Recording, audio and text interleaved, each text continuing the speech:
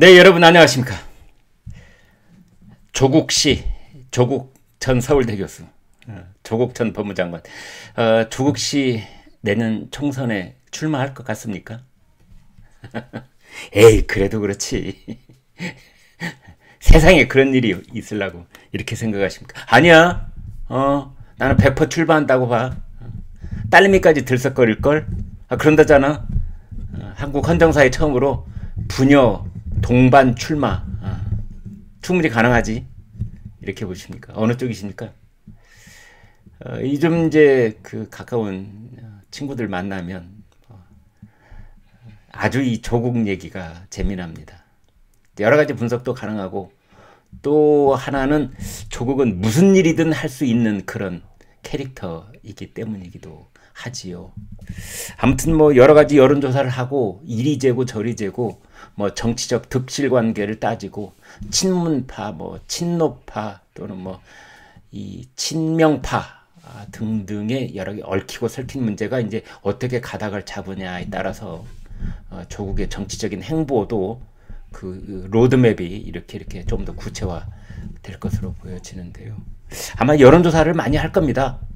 공개적으로도 하고 비밀리에도 하고 하겠죠. 그래서 승산이 있다라고 생각이 되면은 조국 출마한다고 저는 그렇게 생각을 합니다. 아마 민주당이 초강세 지역에 출마를 하느냐, 아니면 떨어져도 할 말이 있는 험지로 나가느냐, 경합지역으로 나가느냐, 뭐 이런 선택도 여러 가지를 놓고 이제 이렇게 재겠는데, 아무튼 조국이 출마할 경우에는 자기가 출마하는 그 지역에 있어서의 민주당의 지지율도 보겠지만 국민 전체적인 여론도 아마 감안할 것입니다. 그래서 조국이 출마하는 것이 좋다라는 여론이 50% 혹은 45%, 자기 나름대로 내부의 마지노선을 정할 겁니다. 이것만 넘으면 출마한다. 이제 그렇게 지금 민주당 내부적으로 얘기가 나오고 있는데요. 첫 번째 지금 거론되고 있는 지역이 경상남도 양산갑입니다. 경상남도 양산. 여기 출마하는 것이 좋겠다. 그 이유가 상당히 신빙성이 있습니다, 여러분. 왜냐하면은 경상남도 양산에는 문재인이 살고 있습니다. 현재. 그의 사저가 있는 곳입니다. 그의 책방이 있는 곳입니다. 평산 책방. 문재인 전 대통령의 사저. 그게 경상남도 양산입니다. 따라서 이만저만 그 상징성이 있는 것이 아니지요. 문재인 정권을 대변할 수 있는 그러한 장소에 문재인 전 대통령이 현재 살고 있는 경상남도 양산, 거기만한 곳이 어디가 있겠습니까?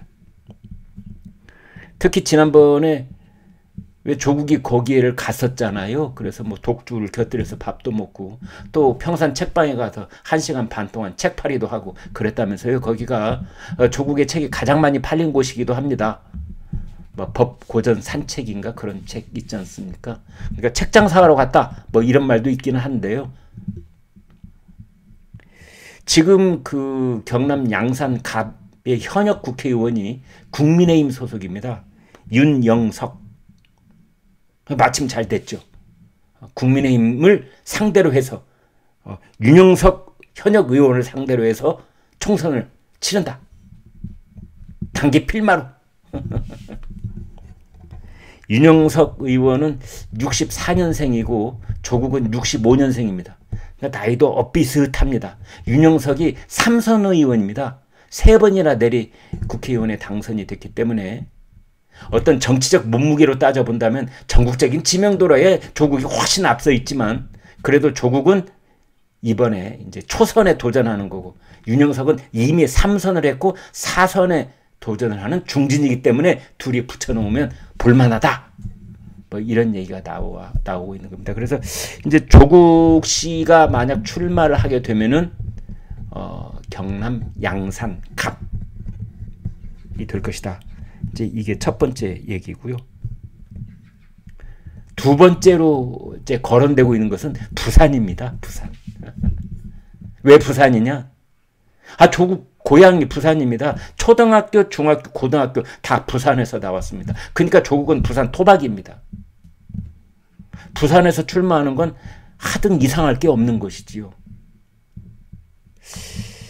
부산에서도 부산 사상구 이제 여기에 출마할 가능성이 있다. 이렇게 보는 겁니다. 지금 부산 사성구 역시 그 지역구 국회의원이 국민의힘의 장제원입니다. 장제원. 윤핵관의 핵심이지요. 장제원도 삼선 의원입니다. 중진입니다. 67년생입니다. 조국은 65년생. 나이로도 비슷하고 정치적인 몸무게도 견줄만 하고 더더군다나 장제원은 윤석열 대통령을 대신할 수 있는, 대변할 수 있는 그런 정치적 상징성을 가지고 있는 현역 국회의원입니다. 윤핵관 중에 핵관이니까. 그리고 조국은 문재인 정권, 문재인 전 대통령을 대변하고 상징하는 그런 인물이라고 자타가 공인하고 있지 않습니까? 그래서 조국과 장제원이 붙으면 이건 기가 막힌 일이 될 것이다. 그래서 윤석열 대통령의 최측근, 문재인 전 대통령의 최측근 두 사람이 붙으면 총선 분위기가 후끈 달아올 것이다. 후끈 달아올 것이다. 그래서 문재인을 상징하는 조국이 윤석열 대통령을 상징하는 장제원을 상대로 해서 부산 사상에서 붙으면 그것은 곧바로 전국적으로 정권 심판에 대한 부산 시민들의 그 유권자들의 판단뿐만이 아니라 온 나라의 시선이 거기에 집중될 것이다. 지금 이런 얘기가 나오고 있습니다. 다만 한 가지 장제원 의원의 사상 지역구의 그 기반이 워낙 탄탄합니다. 그래서 조국이 잘못 붙었다가 떨어질 수가 있다.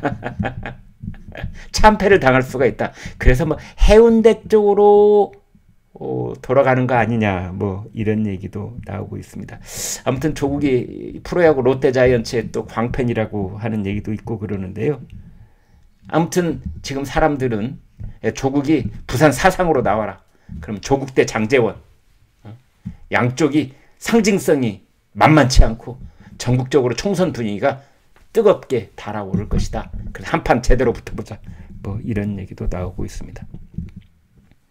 그런가 하면은 조국이 그냥 확실하게 당선될 수 있는 길, 세 번째 후보가 하나 있는데 그게 서울 관악입니다. 더더군다나 조국은 현재 살고 있는 주소지가 서울 관악구입니다. 따라서 뭐 이리저리 주사주로 옮길 필요도 없습니다. 얼마 전에 서울 관악으로 이사를 왔습니다. 조국이 왜 서울 관악으로 이사를 왔겠습니까? 총선 출마를 염두에 뒀기 때문이다. 이렇게 보는 거지요. 파면당하기는 했지만 조국은 서울대 교수였고 서울대가 있는 곳도 관악입니다. 이제 서울 관악구는 전통적으로 민주당의 초강세 지역입니다. 그래서 서울 관악구의 국회의원 현역이 2명인데요. 둘 다 민주당 소속입니다. 따라서 조국이 관악구에서 출마를 하겠다고 하면은 여기 얘기가 복잡해집니다. 현역들이 그냥 곱게 물러나려고 하겠습니까? 아마 뭔가 큰 혼란이 있을 가능성이 있다. 지금 이런 얘기도 나오고 있습니다. 점차 힘이 실리고 있는 조국의 출마 얘기와 더불어서 조국이 선택지로서 지금 손에 쥐고 있는 세 곳, 경남 양산, 문재인이 살고 있는 경남 양산, 부산 사상, 본인의 고향일 뿐만 아니라 국민의힘의 윤핵관 장제원이 있는 곳, 아니면 출마만 하면 거의 100% 당선이 확실시 된다고 하는 서울 관악, 이 세 곳 중에 한 곳이 아니냐라는 얘기가 나오고 있습니다. 네, 구독, 좋아요 부탁합니다. 여러분 고맙습니다.